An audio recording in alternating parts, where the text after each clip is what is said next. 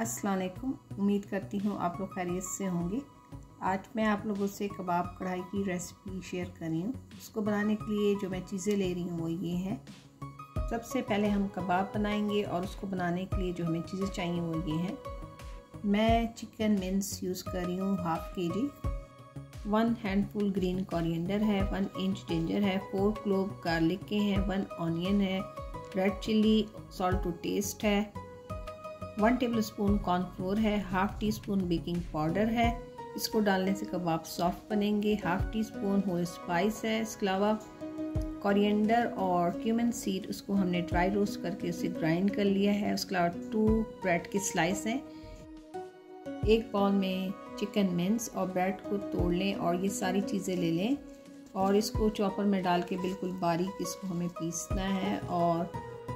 और आपको जो भी कबाब का शेप पसंद हो उस शेप के आप कबाब बना लें और उसको हम फ्राई करेंगे।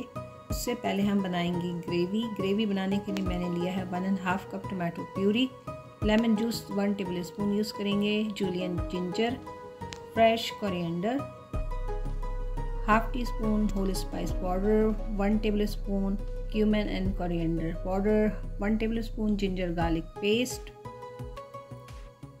Red chilli salt to taste, मेथी, कुछ ग्रीन चिली और 1 बिग ऑनियन चॉप हमें चाहिए होगा। सबसे पहले पैन में हम हाफ कप ऑयल लेंगे और सारे कबाब जो है इसको हम फ्राई कर लेंगे।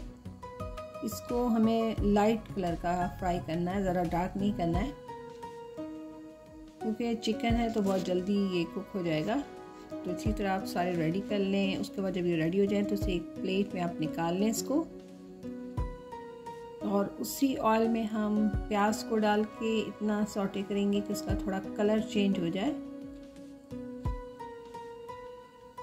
फिर उसमें हम जिंजर गार्लिक पेस्ट डाल के 2 से 3 मिनट पकाएंगे।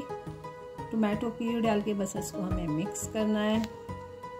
क्यूमन और कोरिएंडर पाउडर, रेड चिली, कसूरी मेथी, सॉल्ट, होल स्पाइस पाउडर,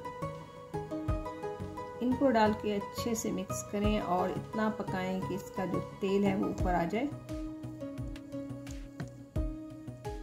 बहुत अच्छे से इसका मसाला पकना चाहिए। उसके बाद मैं कबाब डाल के इसको और 4 से 5 मिनट और मैंने पकाया।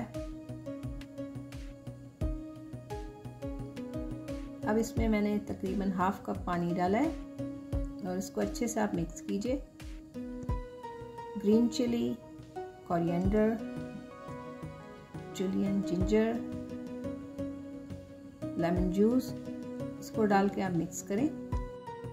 अगर आपको ग्रेवी ज़्यादा चाहिए तो आप थोड़ा सा इसमें पानी और भी डाल सकते हैं। बस अब मैं इसको कवर करके थोड़ी देर पकाऊंगी। तो ये हमारी यमी से कबाब कढ़ाई रेडी हो गई है। आप इसको नान के साथ सर्व करें। आज की रेसिपी उम्मीद करती हूँ कि आप लोगों को अच्छी लगी होगी। फिर इंशाल्लाह मिलते हैं किसी नई रेसिपी के साथ जल्दी। तब तक मुझे इजाज़त दें। अल्लाह हाफिज़।